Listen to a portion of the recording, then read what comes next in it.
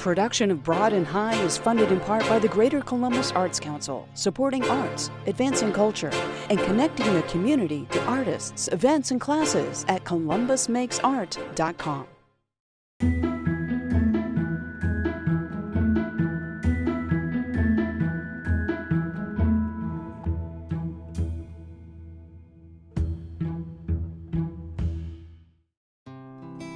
Amina Robinson grew up in Columbus's Poindexter Village, and her vibrant and evocative works of art, inspired by her life experiences, brought her international acclaim and respect.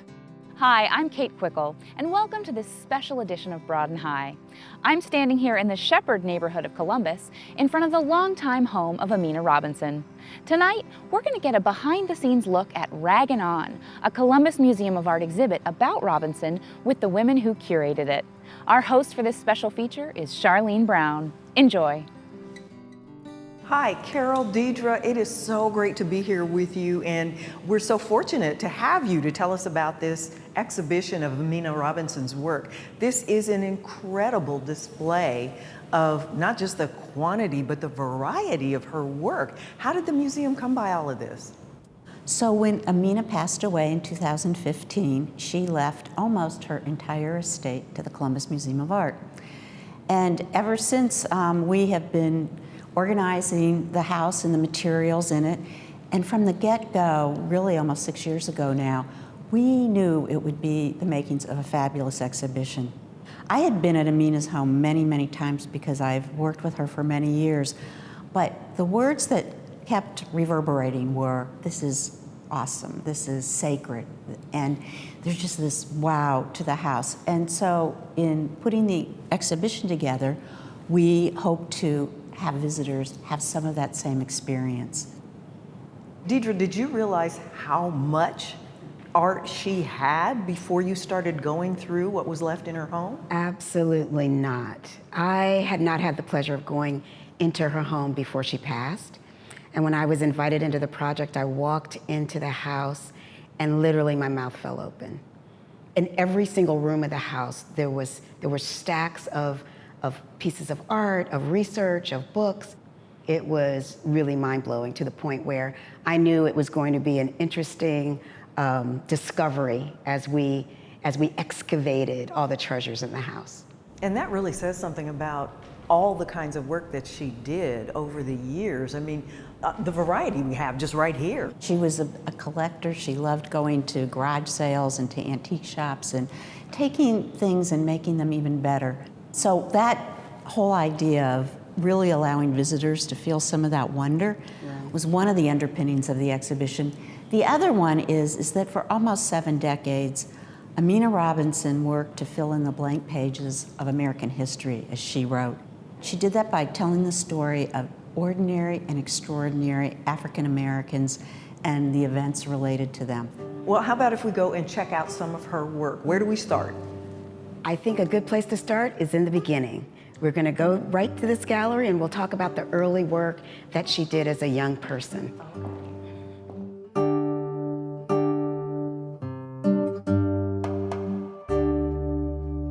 Amina was from right here in Columbus. Talk about the neighborhood where she grew up and what her early life was like. Actually, the first year she was born, in 1940, she was part of one of the first families to inhabit as a resident Poindexter Village. So Poindexter Village was one of the first federally subsidized housing complexes for African American people in our country. And she and her parents and her older sister moved in 1940. Poindexter Village is on the near east side of Columbus. It's between Long Street and Mount Vernon Avenue. It's an area that at the time was vibrant with Black life. It was a wonderful retail district with lots of businesses and community that was segregated at the time. And she was really a benefactor of that community, and she shows it in a lot of her work. As she grew up, she was able to go out on the street corners and meet artists on the street corners and learn. She thought that the people of the community gave her life. She was right near Beatty Recreation Center, and she learned a lot from the upbringing at Beatty Recreation Center. She was one of the first to win an award for a Conestoga wagon. That is an image that she spoke about in her journals. But we also have stories. There was a funeral home, C.D. White Funeral Home, and the receptionist at the time would allow Amina to come into the funeral home and actually draw from the dead bodies. She had guts, she had boldness as a child, very much, very clear in her being an artist as a very young age. And looking at some of her earliest work that you have here, Carol, you can see she really had sophistication and enormous talent. Talk about some of those early ones that you have. Absolutely. One of our favorites is the self-portrait she did when she was 8 years old in watercolor, which is not an easy media to control. And then there's another pastel that she did when she was 10 that instead of choosing, you know, like primary colors, she chose some very like somber hues but beautiful detail. And that went on with the fabulous drawing that we have in the exhibition from when she was 16. That looks to us like Malcolm X. We don't know that for sure, but it certainly looks like him. But every hair on these figures' heads and every wrinkle in their clothes is visible. And just the dexterity, just the ability to capture the realism is amazing. Looking at those pieces, I did not realize any of those were done by a little girl. Right. Right, They exactly. are so sophisticated. You have one that she did a little bit later that has a rabbit coming out of her head. Can you please tell me what that's about? Amina has quite a sense of humor, and coupled with that vinegar in her spirit, she also had this wonderful moxie and this very pleasant demeanor. Well, part of it was fueled by the many pets that she had as a child. One of her pets was Pinko, the rabbit. And as you see in this beautiful painting, a self-portrait, she has Pinko arising out of her head, which I can imagine Amina's thought process when she says, you know, she is at one with her pets probably, and it shows in this beautiful painting, in this very, I think, humorous but very realistic painting. Wait a minute, I thought maybe she was learning about Rene Magritte and decided to go surrealist. I think it is a surrealist. Yes, it definitely. We do have something she wrote about this piece, and she said she was trying to capture a dream on canvas. I think she succeeded. I think she did too. What's so interesting is that she used oil paints really from the time she was 8 years old till the time she was a young woman in her mid-20s. And then she abandoned oil paints and didn't use them again. These early pieces are extremely interesting. And extremely important, I think. Especially the ones of her family. So she also did quite a number of oils of her family, and it was revealed in one of her journals that the very first oil she did is here in the gallery, and it's her younger sister. And she started it when she was 8 years old, but she didn't complete it until she was 10 years old, which tells you the stick-to-itiveness of an 8-year-old to hang with a painting for that long and then complete it 2 years later.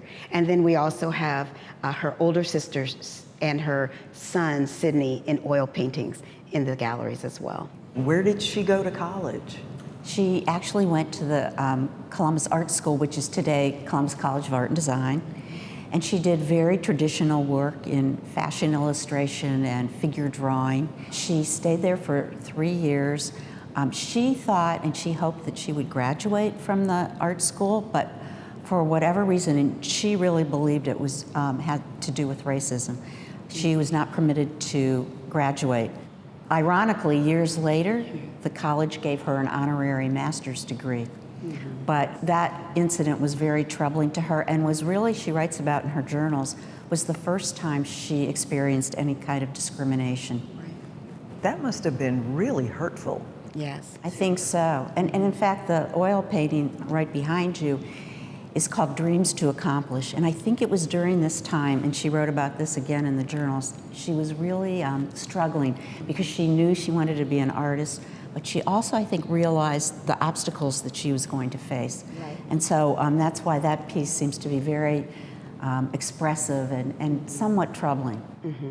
Her experience with racism, with that disappointment about school, certainly didn't stop her. No. She just like she stuck with that painting as a child, she stuck with her art and didn't give up.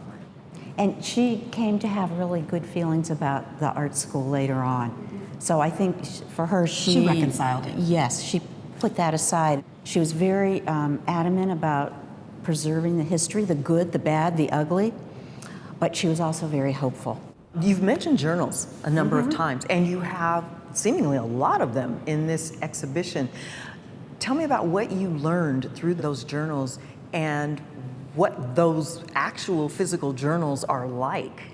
I think that was one of our most surprising discoveries in the house was the amount of journals, over 150.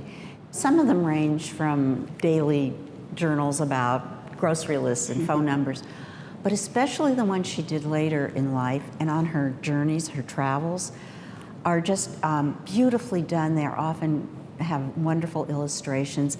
And I even have the feeling that she wanted us to read those. She changes colors of ink.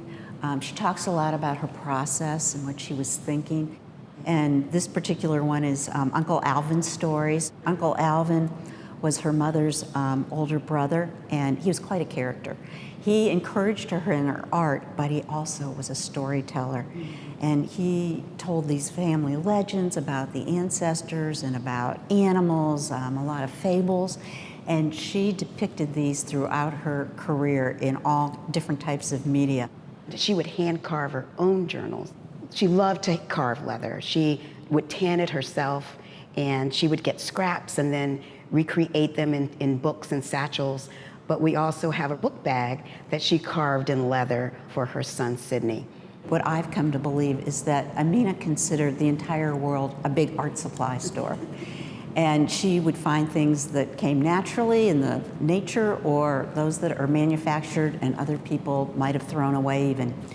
Her father was really important. He was a custodian in the Columbus Public Schools, but he too was an artist. He gave her the best advice. He said, no matter how little money you have, you can always be an artist. You can take beets and onions and make dyes.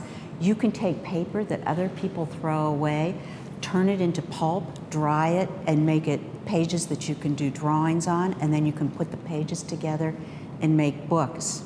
Her mother taught her all kinds of sewing, crocheting, knitting, and something her mother called button work. Amina was the middle of three sisters. She would have them take buttons and apply them to material, and then they would use those to even serve as a tablecloth or decorate an armchair or the back of a sofa. But for Amina, those buttons took on another life because she believed that they represented the souls of the people of the clothes from whence those buttons came. She had a collection of just quite fabulous buttons that came from other parts of the world, often from Africa. I know she picked up quite a few when she did a residency in Israel, so they add a layer to her work, a layer of humanity.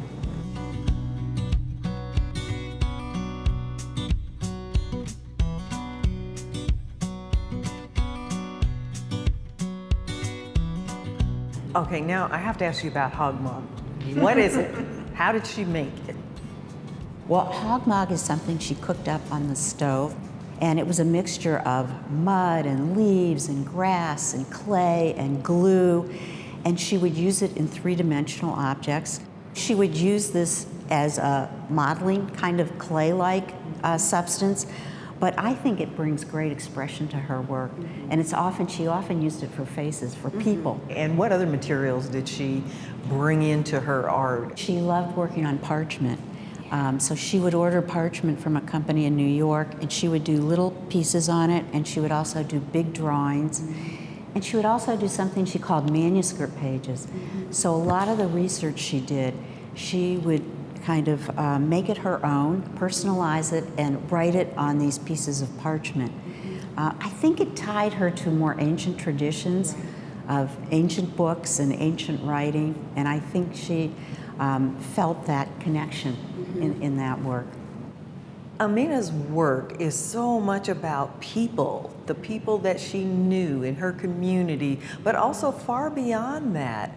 Help us know the progression in her paintings, because this section is really interesting. It kind of shows the continuum. Right. Well, Amina, of course, documented her very immediate community. Again, we talked about Poindexter Village being a real important subject matter for her in documenting her upbringing and the people in that immediate community. Like the brownie skin man who is standing right here between us. Think about Mount Vernon Avenue in the 40s and 50s and maybe even earlier when, before Poindexter, there was Blackberry Patch, which was actually raised to create the Poindexter Village complex.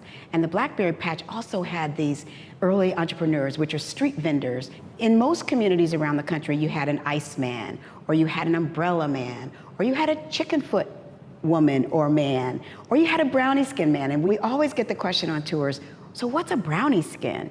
It's not because his skin was brown that he's called the brownie skin man. It's because he sold brownie skins, and those are pork rinds. So he had these bags hanging off of him and he was selling them. In typical Amina fashion, she has a drawing in this gallery where she's not only depicting the brownie skin man, but she's also giving him words and his street cry, which is the name of this gallery, which is, what is he saying on the street? What is his performance as he's trying to sell his wares? But she also depicts some of the more somber or serious parts of life. She has, there's a couple of really haunting paintings in this gallery that are like that. Some of those we found at the very end of our research and actually going through the house. And it was just so telling. It's like they were so buried and kind of in boxes and rolled up. And then we unfolded them and we see these really kind of poignant, but like you say, haunting figures that were in the neighborhood. These are people she saw on a regular basis. And she wanted to give visibility to those people that would be invisible. These would be the people who were poor and destitute, people who were riding barefoot to work on their bikes, people who were naked on the street, like on the street corner, huddled in the cold. And she named them. She said, you know, where they were. She documented and made forever preserved the dignity of these people that would otherwise be ignored. Yeah, and Carol, she didn't shy away from showing the difficulties, the harshness of even the history behind it. Exactly. So she herself went through a period of time when she had to actually go on welfare. And I think that's when she really came to empathize with people that are homeless or in terrible financial situations. And she, in fact, said when she was on welfare, she equated it to being imprisoned or even enslaved. So it was a very dehumanizing kind of thing for her. But I think it gave her this great respect and empathy for all people. Right. And there were artists that were around her. I'm standing here looking at Elijah Pierce. And what was that relationship like? Well, during this time, especially when she was going through this difficult time, he was a great source of strength for her. He lived around the corner after she moved from Poindexter to her present house on Sunbury Road, and they would take long walks together. And he was a wonderful, nationally known folk artist, and she greatly respected his work. But he also, his day job was being a barber, and the barber shop was right around the corner from the museum, and she would go there, sketch for him sometimes. And Elijah Pierce is actually carving a small animal for Amina's son, Sidney. She had a very profound connection, too, with events that were going on around her, especially for African American people and the struggle that was going on in this country. So another one of the street cries we wanted to have represented in this gallery was Amina's historical review of the plight of African American people and the struggles that African American people had to endure in this very community, but of course universally throughout the country. And this particular piece is an historic moment. It's particularly about a protest of Lincoln Theater. Now, some people would say, well, why would African American people be protesting Lincoln Theater?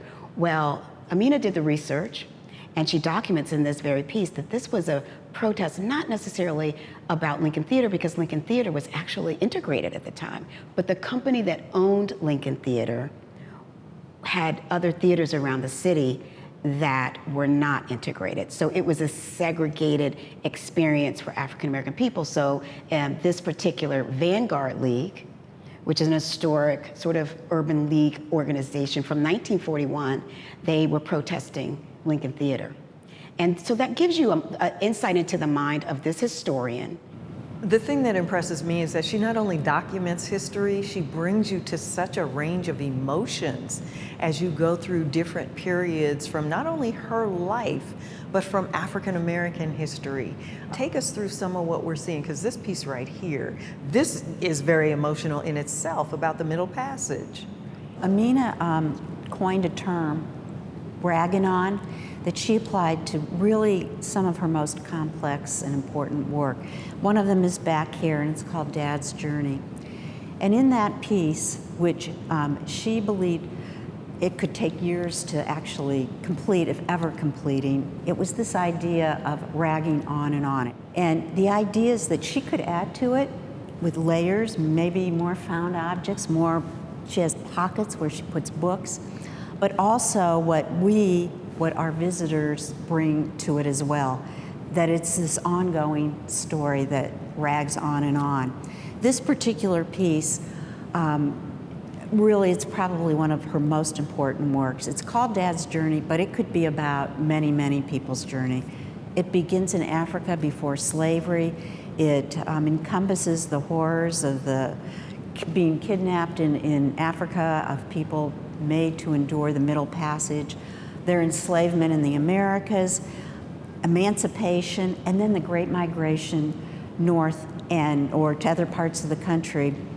Amina has this drive to memorialize the people that didn't make it, that weren't able to survive, but she's also honoring the people that did, so that families like hers would someday end up in places like Columbus, Ohio, and thrive. And then in one of the pockets in this piece called Dad's Journey was in fact this piece, which is a lithograph which has been hand-painted on homemade paper that Amina made herself.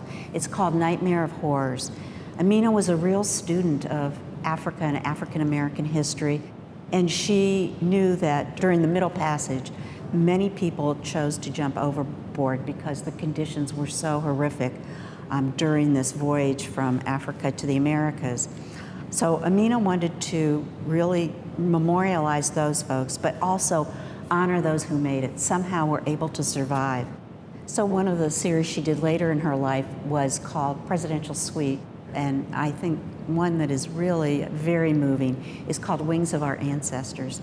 And in it, Amina, again, is documenting the fact that enslaved men helped build what came to be the symbol of American democracy and freedom, the Capitol in Washington, D.C., the White House as well. We found this lovely painting, but it's embellished with buttons and beads, and it's a rag painting, as she would call a collage work. We have the Obama family being led through the Rose Garden by their dog, Bo.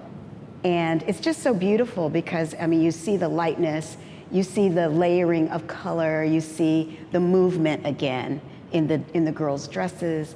Again, it comes back to that early respect and appreciation for family and community. So no matter how high up this family has gone, and this Black family has risen to the highest place of honor in our United States, you see them still congregating as a family.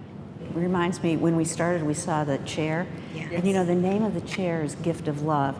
And in the center is, again, a family. And to Amina, that was the basis of community and of everything. Her legacy continues. It isn't ending. What else has she left to us? Actually, Carol unearthed in her journal the hope that she had for her home to become an artist residency. And with the work of the community members, with the museum, and now with Greater Columbus Arts Council, we have realized this wonderful opportunity for national resident artists to live there for 3 months at a time, and for local fellows to work there for 3 months at a time. And we are recently just launched a writer-scholar research residency because she was such a prolific writer herself. You know, I'm just thinking it really does rag on and on. This is really the Amina Brenda Lynn Robinson Legacy Project because it has so many initiatives. You know, there's the exhibition, we did the catalog, there's the house, the residency, there's her archives and library that we're now going to be dealing with, so that the hope is that it will be available to a public who can, you know, study her work. So it does go on and on in a very positive way. It has been absolutely wonderful talking to the two of you, so thank you so much for hosting us and walking us through so we can get some added insight about Amina Robinson and Ragganon. Thank you. It's been our pleasure, thank you. To learn more about Amina Robinson and her artwork, visit aminasworld.org. Well, that's our show. Remember, you can find all of our stories online at WOSU.org, as well as on our YouTube channel. For all of us here at WOSU, I'm Kate Quickle. Thanks for watching.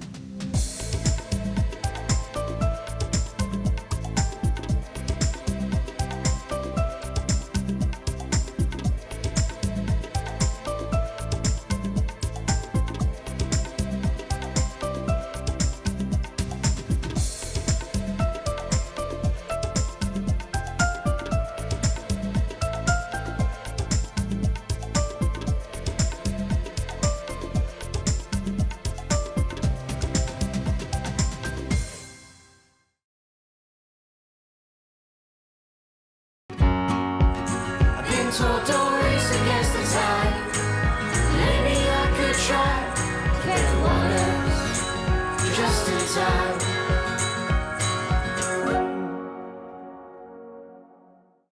Production of Broad and High is funded in part by the Greater Columbus Arts Council, supporting arts, advancing culture, and connecting the community to artists, events, and classes at columbusmakesart.com.